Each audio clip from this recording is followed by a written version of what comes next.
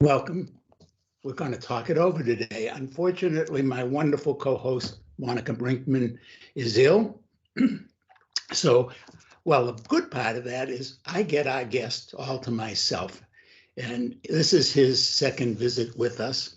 Martin Puchner is a professor at a school you might have heard of. It's out in the East someplace. As you know, Monica and I now live in the West, but it's just outside Boston. It's called Harvard University. And he teaches, what do you teach, Martin? What is the? English literature, comparative literature, yeah. Literature. Okay. Now, today, no, folks, forget about, we're not talking about my books. We're talking about his book, or one of them. It's called Culture, the Story of Us, From Cave Art to K-Pop. Okay. And this is a wonderful survey. I think, who was it? Goethe, who introduced the idea of world literature originally. And that's really what you write about, at least the books I've read. And this is a wonderful, except it goes beyond literature. This time it is all kinds of culture. And it reminds us, your book, one of the things I love about it, and I'm just going to give you this compliment and then we'll go from there, is that you remind us of something that I think is very important, that culture and intellect, rationality, all those things that humanism, all these things that we value are not exclusive to the Western European society.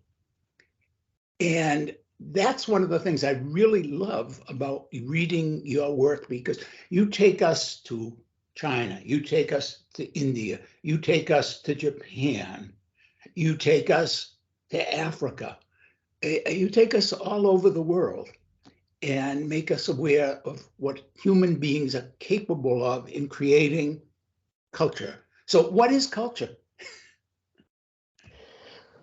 I think of culture as, it's a big question, and thank you very much, Ken, for this introduction and for your response. I think of culture, and it's a broad definition, but for me, the beginning of understanding it is a distinction I make very early in the book between know-how, which is technical knowledge, it's scientific knowledge, it's knowledge about manipulating the natural world, and know why, I call know why, which is basically a meaning-making activity. It's an activity that doesn't have an immediate utility. It's not about accomplishing a certain task in the world. It's about orientation. It's about trying to understand the universe in a broader sense and why we are and our place in the universe. So you can sometimes, this goes by the name of religion or of art or of other cultural activities, but that's sort of the broad rubric. And that it's that I tried to understand in the book. So you start out in this cave, and the first thing we're aware of is, it isn't just that these people who use some of these caves, and there have been caves all over the world, but a lot of them are in Southern Europe. They weren't just using the cave, they weren't just leaving the remains of their meals, but they were leaving their ideas. Some of the ideas were in the form of how they left dead bodies. And the religious quality of the way they treated. One of the things that I was very struck by in another book I was reading lately is that in many instances, the bodies that have been unearthed in caves were actually people who had physical anomalies. They would have been called in, and yet they were well nourished and cared for and buried appropriately, which tells us that these early humans were already thinking about something that went beyond just the momentary. Exactly, and so that's I agree. I was fascinated by the same thing, and so the first chapter is about the Chauvet cave in southern France. But as you say, there are caves like this in North Africa and many parts of the world. And what I found most striking about it were two things. On the one hand is, and it goes back to this question of utility, know how versus know why, that humans actually never lived in these caves. They didn't go there for shelter or protection.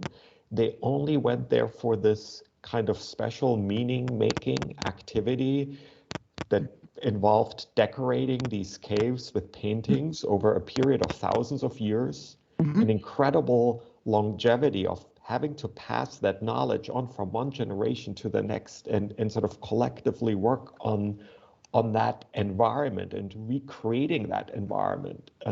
And of course, we only now see the paintings, but there's clear that there were rituals, there was probably music, there are many fewer traces of that kind of activity, but it's really meaning-making activity. It's not shelter, it's not survival. They clearly, as you put it, devoted significant resources to that activity and clearly took it very seriously.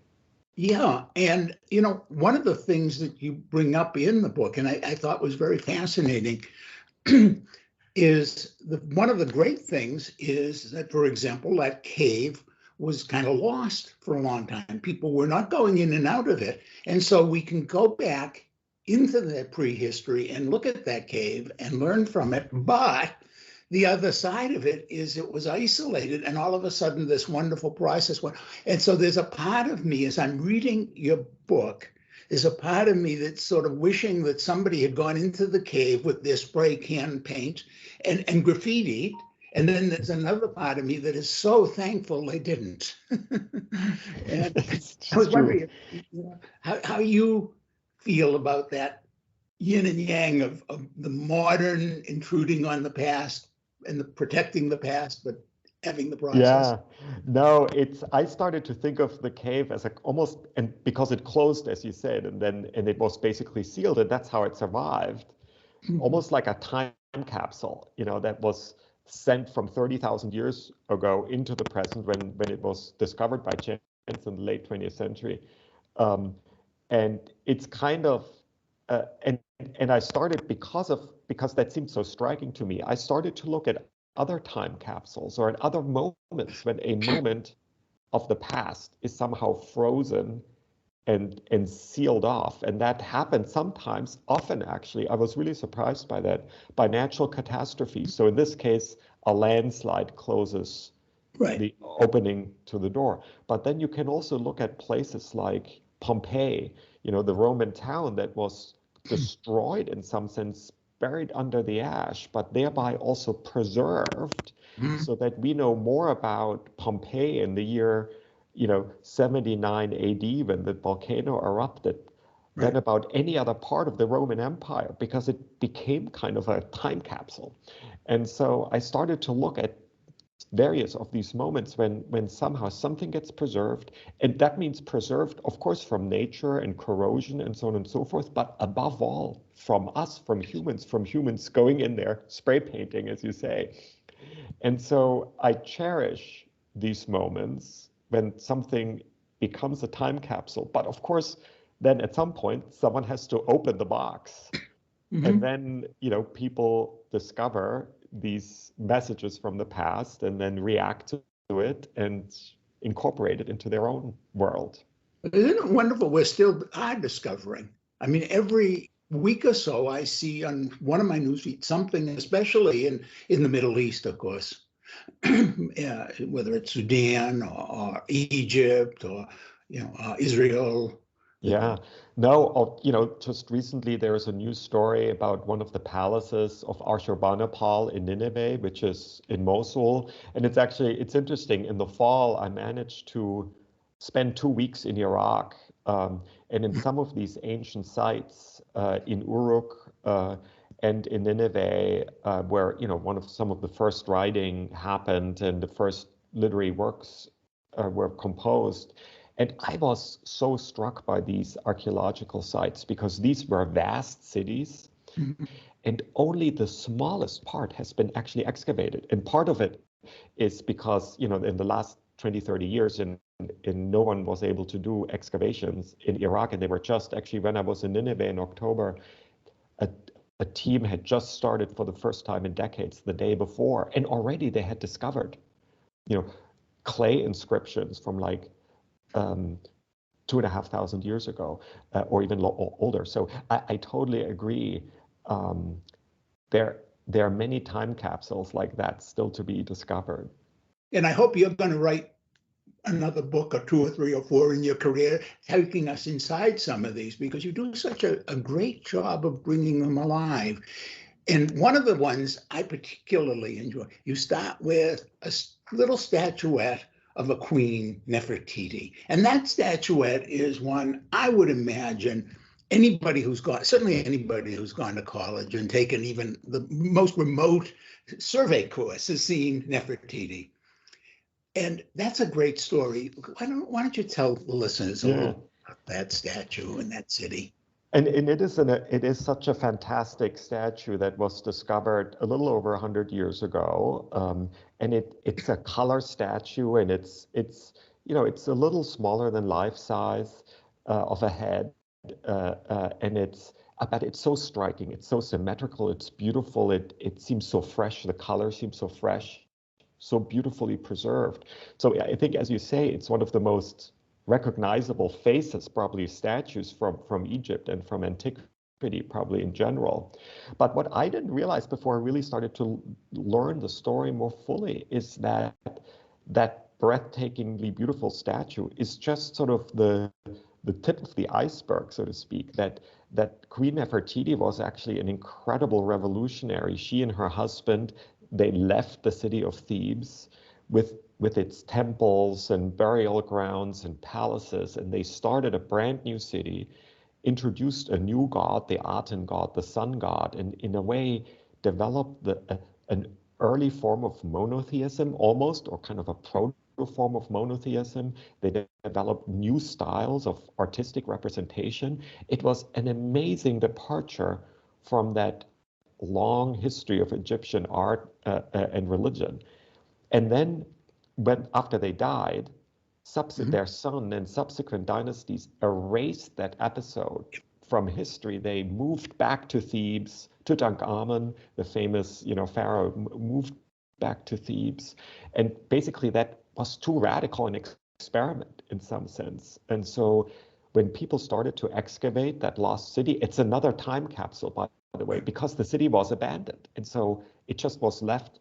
Grave robbers went in because they were always looking for valuables, but other than that, it was left untouched. And so when people started to excavate it in the later 19th century, they didn't know what they were looking at, because that dynasty, that episode, had been erased from history, and only slowly, with the excavation of that beautiful statue and many other pieces of sculpture and evidence, was that sort of lost episode in Egyptian history reconstructed.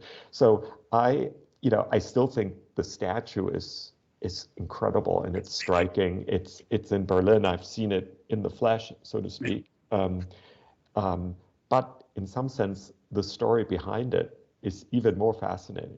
Well, one of the things I learned from you was that actually it was kind of left in basically a pile of remains from the studio when the artist, who was quite famous and important, evidently moved back, presumably back to Thebes. Exactly. And there's even also evidence that because that statue is in a way much more symmetrical than the actual busts of Queen Nefertiti, that it was used more as a model, as a teaching tool, so to speak, to get measurements right, and so on and so forth. And that's a fascinating speculation. It is. There's another speculation, by the way, that I learned after I had read this, and I love this period in Egyptian history because Philip Glass, as you may know, did a wonderful opera that I had gone to see. Actually, I'd gone to see that with the poet Cynthia Hogue. Cynthia and I went to see it. But anyway, there is speculation now that most of the people, although some went back to Thebes, that many of the others are now were later identified as the Israelis, and that they joined the already existing population, And that's why there was a rift between the 10 tribes and the 2 tribes, and that, I think that's a fascinating. I'd love to see somebody exploring that. So ever since the discovery really of Nefertiti and that episode in the early 20th century, late 19th, early 20th century, people have been fascinated by that. So, was this idea of monotheism, which we, associate with Moses, somehow derived from this episode? And so Freud writes about this in Moses and monotheism.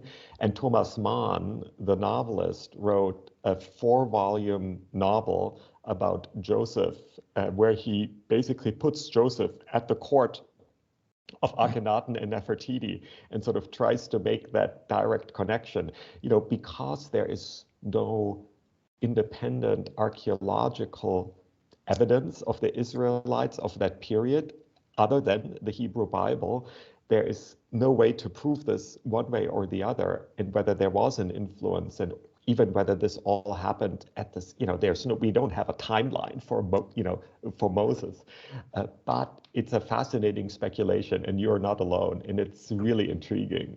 Well, I'm glad you took that bait a little bit, because that's another theme that runs through your book that I wanted to make sure we mentioned to our listeners, which is that cultures do, in fact, inform, enrich, and enlighten one another. And that's something that, now people like you, teachers like you, are saying that just so commonly, oh yeah, sure. But in reality, even if you go back not many years, it would be very, very few people were aware of that. It was almost like, you had to fight somebody to get them to understand that pasta maybe originated in China and didn't spring up in Italy. And you go into that in a lot of things. You talk about religion, you talk about Buddhism, you talk about art, you talk about the impact of art, and make it part of a living human organism. And so what's your favorite example of how? Yeah, there are many. For me, maybe one of my favorite examples is a slightly lesser known one, which is maybe one of my favorite, because it's one of my favorite examples, and that's the Ethiopian scribal text, the Kebra Nagast. So it's a text that actually is based on an episode from the Hebrew Bible where the Queen of Sheba comes to visit King Solomon. She's heard that King Solomon is this famous king, and so she wants to check him out, and sort of she cross-examines him, and she's kind of impressed. Yeah, this guy's pretty smart, and then she returns home to Ethiopia or to Yemen. There are debates about where this biblical Queen of Sheba came from. So the Kebra Nagast, this Ethiopian scribal text, basically picks up on this episode, but adds to it and says there's something else that happened in this encounter, namely the Queen of Sheba, which according to this case is an Ethiopian queen, got pregnant with the son of Solomon.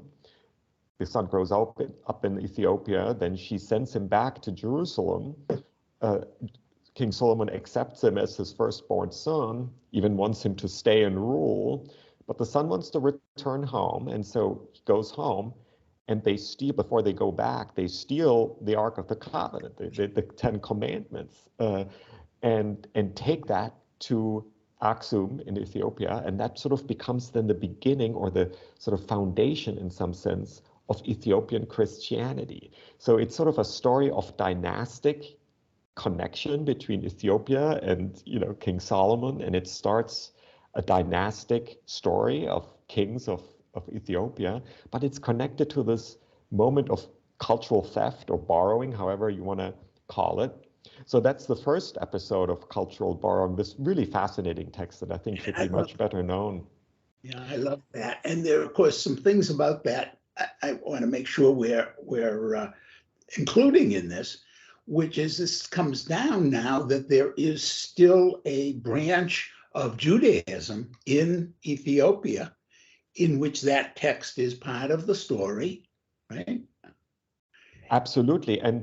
But then there's the second borrowing that happens when in the 20th century in Jamaica, descendants of of enslaved people are trying to forge a new Black identity. They're looking to Africa, are discovering for themselves this text from Eastern Africa, this ancient text from Eastern Africa, and adapt it, and that becomes an important part of the Rastafari movement. So, halfway around, so we have one borrowing from Jerusalem to Aksum in Ethiopia, and then from Ethiopia to Jamaica. And so I think that just shows the power and prevalence of these kinds of cultural borrowings. And of course, someday, we're going to get an appreciation of how much of the borrowing went on in the Americas. And Martin and I were talking just before about another new book that I haven't finished reading yet. He has, called The Dawn of Everything. And one of the things that fascinates me is how many of the ideas Native Americans brought to the mix in Enlightenment Europe. Right. Yeah.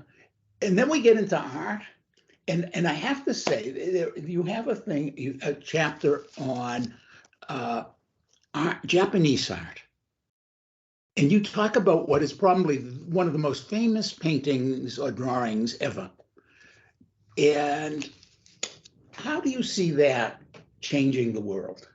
Yeah, so you're referring to Hokusai's Great Wave, and we've all seen it. And a couple of things that fascinated me. One is that it's, right, as you say, it's one of the most recognized images. It's the image associated with Japanese art. Right. And perhaps not unsurprisingly, it's in many ways not a typical image of Japanese painting. There are many schools of Japanese painting, but they're very different in style. It came out of a very particular 18th century really print technique of color print, where you put several color prints sort of on top of each other. And that became a kind of a popular art in Japan. And Hokusai is sort of a late master of that art.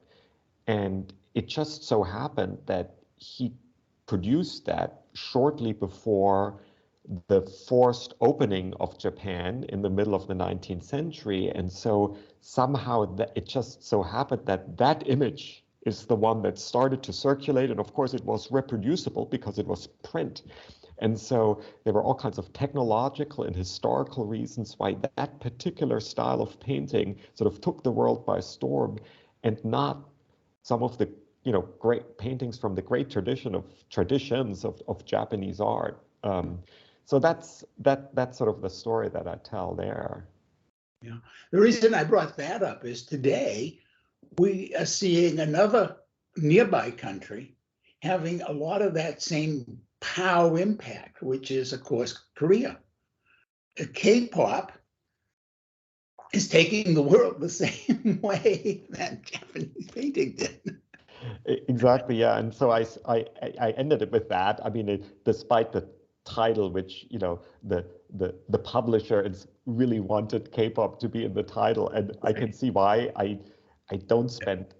There's not a whole chapter on it, but it seemed to me a fitting episode to end with, precisely because here's a book about cultural sharing in the last, 30,000 years, and of course, sharing is a term that we all associate with the internet and with social media, and so it seemed appropriate that I sort of think about that, and K-pop really came of age with the internet. So I wanted to study. I mean, I'm too old to have grown up with K-pop, as are you. But in my case, I don't have kids myself, but I watched the kids of friends go through their K-pop phases. And the anecdote, I mentioned it briefly in the book, is this Norwegian friend. I visited him, and he had this 12-year-old son who got up early, like at 6 o'clock in the morning, and was sitting there at the breakfast table when I came down, teaching himself Korean because he was so much into his K-pop idols, and he really wanted to understand Korean culture and taught himself Korean. And it was such a impressive, and so I felt, whatever I may think about the musical quality of K-pop, there's something that's happening there that's pretty profound, that gets this 12-year-old Norwegian boy to to get up early and study by himself in Korea. Yeah. And I think that that is a wonderful story because it illustrates really the underlying power of this book, which is that we are, to go back to the beginning of our interview, we are, all of us, at least those of us who are driven by thought and intellect and really care about making sense of the world, we are constantly searching to make meaning. We are constantly searching to use the arts in particular, whether it's sculpture or writing or painting or music, to help us make sense of and give meaning to the world we live in. And then we share it. And the sharing is a unique part, I think, of being human. One of the things that really strikes me is that even though I may not be able to understand the words, and without a translator, I can appreciate the music. I can certainly appreciate the painting. I can certainly appreciate the sculpture. I can certainly appreciate the architecture. And in doing that, we share something that makes us more than just animals, more than just tool-using animals even, because we find meaning. Now, this book is published by Norton. It's just this year, 2023. And folks, if you want to be, I said this about the last time you were on too, about the book we talked about then. I'm going to say it again about this book. If you want to be educated, this is one of those books you really must read because it gives you the basis of education. It gives you ideas to start springing forth from in some of the newest and best ideas. And, what else can I offer you as an incentive? The name of the book, Culture, the Story of Us from Cave Art to K-Pop. And the author, Dr. Martin Puchner, my guest today. And you can see, I'm sure if you look at that, you remember, oh, I've seen that statue. I've seen photos of that statue. Okay. So, Martin, thanks again for joining us. Thank you so much for having me, Kenneth. Good luck with your show. And I hope we talk again. It's always fun to chat. Bye-bye.